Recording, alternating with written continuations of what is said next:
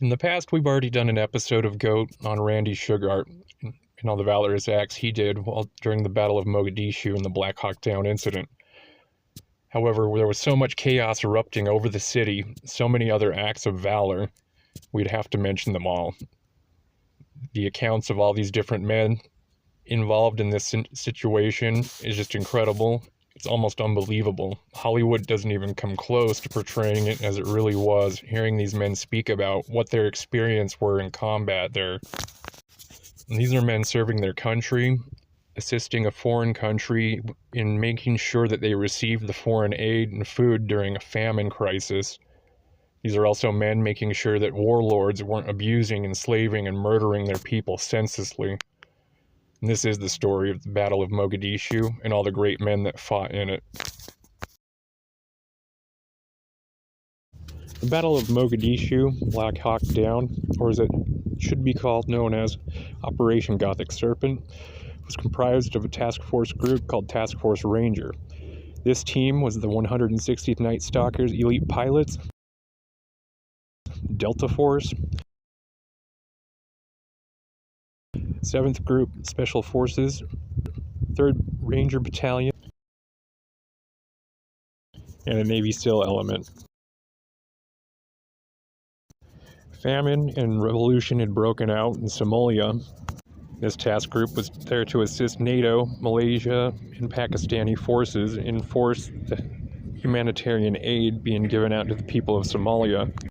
Due to tyranny from battling warlords, abusing the people, committing genocide, and taking the humanitarian aid. The objective was capture or kill lieutenants of leaders of these groups. The target of Gothic Serpent Task Team Ranger was Mohammed Farah Aidid. He's a warlord who had received military training in Italy and the USSR. He overthrew Mohammed Said Biar in 1991 and became the dominant clan leader in the Somalian Civil War. He had ambushed a UN contingent in 1992, which led him being declared an outlaw. The Marines were deployed December 9th, 1992. The 15th Marine Expeditionary Unit had been involved in multiple operations in Somalia, including Operation Restore Hope in 1992. The 15th MU led Operation Restore Hope. They secured the capital city of Mogadishu, the airport, and the American embassy. MU also secured inland cities like Beira and Baladagal and the coastal town of Kismayo. Through speed, the Marines were able to secure the airfield, creating a forward operating base for future operations. October 3rd, 1993, Mohammed Farah Aid and 2 of his top lieutenants were to be conducting a meeting near the Olympic Hotel in Mogadishu. Task Force Ranger decided to execute Operation Gothic Serpent and capture or kill. Pilots from the 160 SOAR or Night Stalkers, these would be carrying Ranger Chalks, who would be fast roping around the target, securing the entire area. These elite pilots had flown several missions, most of the time in the dark, also using night vision only. 2 notable pilots in this instance were Chief Warrant Officer Walcott and Warrant Officer Michael Durant. Call signs Black Hawk Super 6-1. Super 6-2 would actually be the one that Gordon and Sugart were on. Super 6-3 was the command control. Super 6-4, piloted by Mike Durant, carried Ranger Chalk 1. October 3rd, 1993, Mohammed Farah Aid and 2 of his top lieutenants were to be conducting a meeting near the Olympic Hotel in Mogadishu. Task Force Ranger decided to execute Operation Gothic Serpent and capture or kill. Pilots from the 160 SOAR or Night Stalkers, these would be carrying Ranger Chalks, who would be fast roping around the target, securing the entire area. These elite pilots had flown several missions, most of the time in the dark, also using night vision only. 2 notable pilots in this instance were Chief Warrant Officer Walcott and Warrant Officer Michael Durant. Call signs Black Hawk Super 6-1. Super 6-2 would actually be the one that Gordon and Sugart were on. Super 6-3 was the command control. Super 6-4, piloted by Mike Durant, carried Ranger Chalk 1. With Super 6-1 and Super 6-2 both carrying Special Forces and Delta, Super 6-4 carrying Chalk 1. Super 6-5 carried Chalk 2, led by First Lieutenant Thomas Di Tommaso. Super 66 had Chalk 3, Super 67 had Chalk 4, Super 68 was the pararescue team. There were also multiple smaller aircrafts with sniper overhead support. And there would be a Ranger convoy on the ground. Cover them aerial from up above, led by Staff Sergeant Stryker, retired Major Stryker, up to the point where they're going to pick up, snatch, and grab Saeed.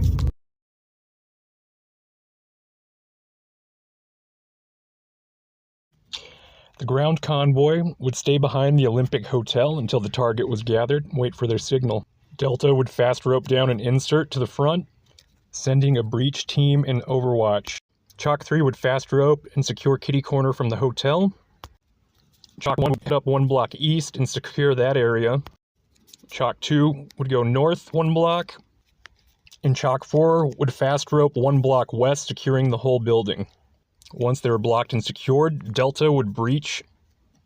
They would grab the target, give the signal, and that's when the convoy would leave from behind the Olympic Hotel, pick up the package, and go. However, Chalk 4 wasn't able to land close to the building and had to land further away. While maneuvering RPG fire, Private Blackburn slipped and fell 70 feet, turning the raid into a rescue mission. Stryker and the convoy were 10 minutes late due to the fact they had to remove barricades to get through to get to the target zone. While that was happening, Ranger Chalk 4 had to fast rope in further away from the drop point while dodging RPG fire. Private First Class Blackburn fell 70 feet. Groups of armed Somalian were starting to gather near where the target zones were located. As the convoy was near position by the Olympic Hotel, it took a hit from an RPG, still on point. The assault team was successful in capturing the 2 tribal clan leaders, as well as took 21 other men into custody. As the force began to pull out, 3 trucks would rush to Private Blackburn to get him back to base. While transporting Blackburn, Sergeant Dominic Pilla was killed as these vehicles were returning to base, being the first American casualty.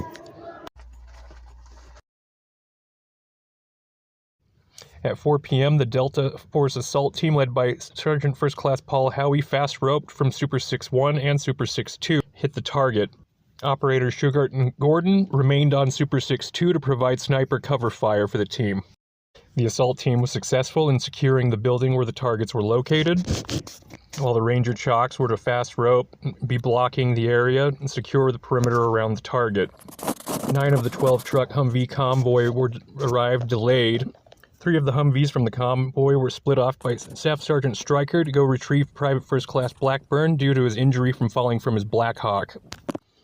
As the assault team and the convoy were leaving the target spot to return to base with the captives, they were informed that Super 6-1 Black Hawk had been hit with a rocket-propelled grenade and had crashed into a nearby courtyard. The new orders were given to get to the crash site and secure the team. The 3-truck convoy break-off, led by Staff Sergeant Stryker, made it back to base safely with Private First Class Blackburn, who was injured, as well as deceased Sergeant Dominic Pilla, who was killed in the vehicle convoy. He was the first American casualty. The prisoner convoy was on its way back to base, and at 4:20, Super 6-1 was hit by a rocket-propelled grenade and crashed. Both landed. Chief Warrant Officer Wilcott and Chief Warrant Officer Briley were killed in the crash. The crash took place 4 blocks north of the original target. Both Delta operators, snipers, Staff Sergeant Daniel Bush and Sergeant Jim Smith survived the crash and began defending the crash site. Large crowds of armed Somali militia began going towards the crash site area. The ground convoy starts heading towards where the crash site was, as well as Chief Warrant Officer Michael Durant began circling the crash site in Super 6-4. The search rescue crew was on their way to the crash site. Over Super 6-1's crash site, a nearby MD helicopter MH-6 Little Bird, callsign Star 41, quickly flew down to the Black Hawk crash site. The pilot, Chief Warrant Officer Carl Mayer, steadied the controls in his left hand and fired a machine gun with his right, while the co-pilot, Keith Jones, dashed into the alley and helped the 2 Delta snipers, one of them mortally wounded, into the back of their helicopter. The CSAR, or Combat Search and Rescue Team, was dispatched by Black Hawk Super 8, led by Delta Captain Bill J. Coltrup. The 15-man team, including USAF Sergeant Scott C. Fales, USAF Sergeant Timothy A. Wilkinson, and USAF Staff Sergeant Jeffrey Bray, fast roped down to the Super 6-1 crash site. While the last two men were rappelling, another Somali RPG hit the Black Hawk, nearly severing the main rotor. Super 6-8, piloted by Chief Warrant Officer Jan Jahola and Major Herb Robinson, limped back to base. The CSAR team found both the pilots dead and 2 wounded inside the crashed helicopter. Under intense fire, they moved the men to a nearby collection point. Back at the first crash site, approximately 90 Rangers and Delta Force soldiers found themselves under heavy Somalian fire. Sergeant Matt Eversman continued to fight with his men, Chalk 4. Collaboration defending the crash site with Delta Force operator Sergeant Major Howie. They had taken multiple homes on Freedom Street and performed perimeter around the original crash site. They were able to link up with the Combat Search and Rescue Team, led by Captain Bill Coltrup, including United States Air Force Sergeant Scott C. Fales, who was medically trained, provided medical attention to those who were injured in the fight. As this was going on, Chief Warrant Officer Mike Durant was in Super 6-4 flying overhead when he was spotted by Malim, who was RPG squad, who had fired and hit Super 6-4 in the tail rotor, causing it to spin out of control and crash. The Black Hawk crash destroyed several homes, produced flying debris, killed numerous Somalis, and elicited a cheer from many Somalis gathered by. With Super 6-4 crashing even further away from the first crash site in the target zone, there were only helicopters overhead being able to cover the crash site number 2.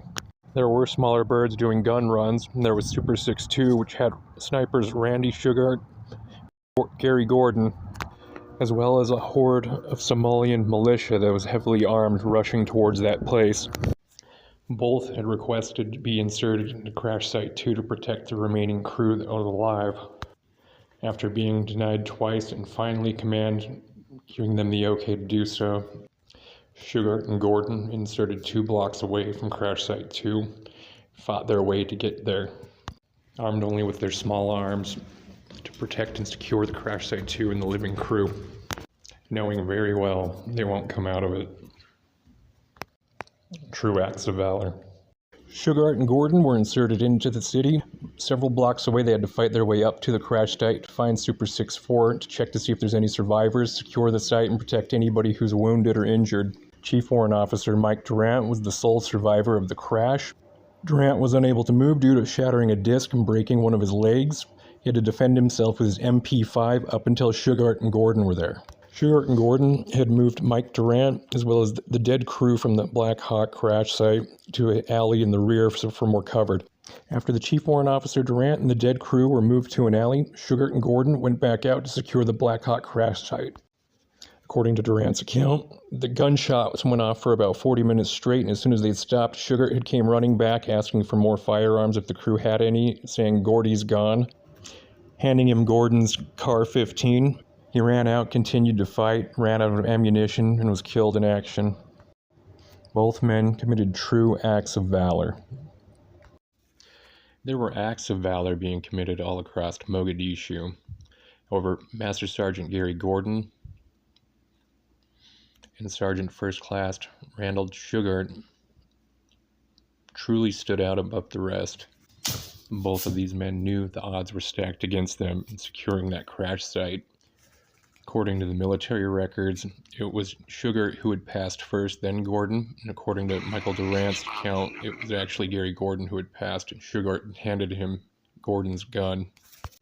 Regardless of who had passed first, it doesn't matter because they're both heroes and committed the ultimate acts of valor, giving their lives to try to save other people.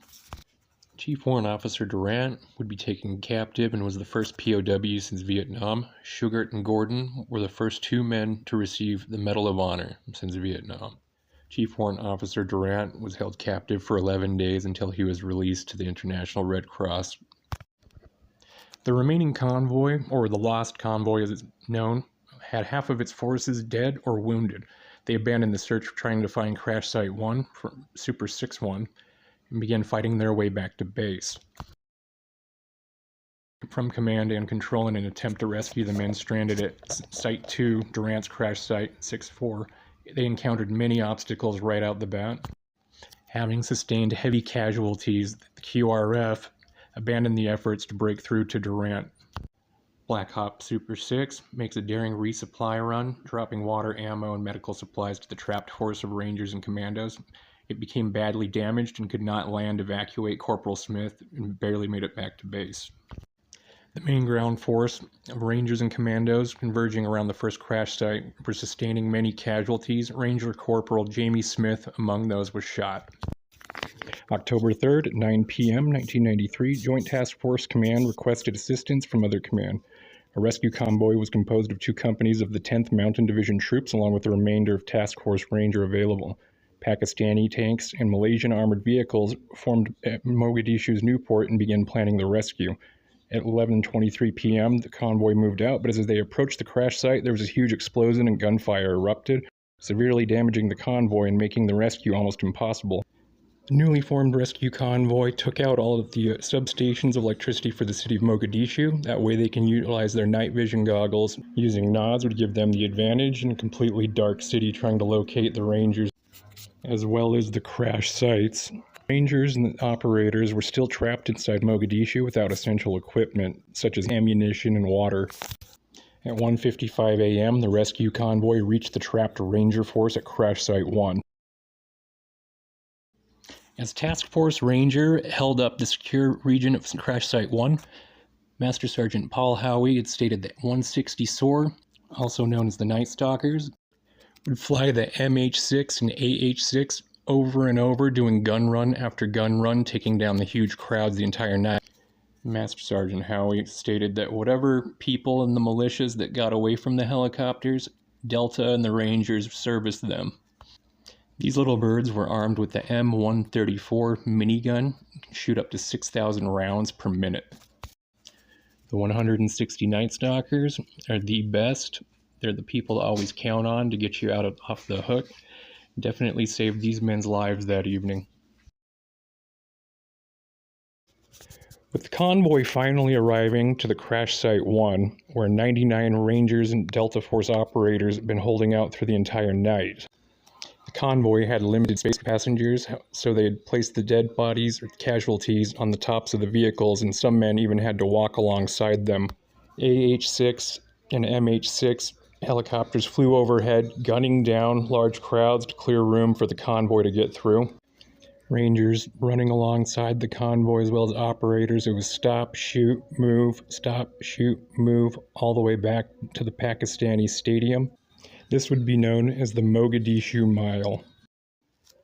There was another convoy would head towards where Durant's Black Hawk went down at Crash Site 2. However, there were no bodies of Shugart or Gordon.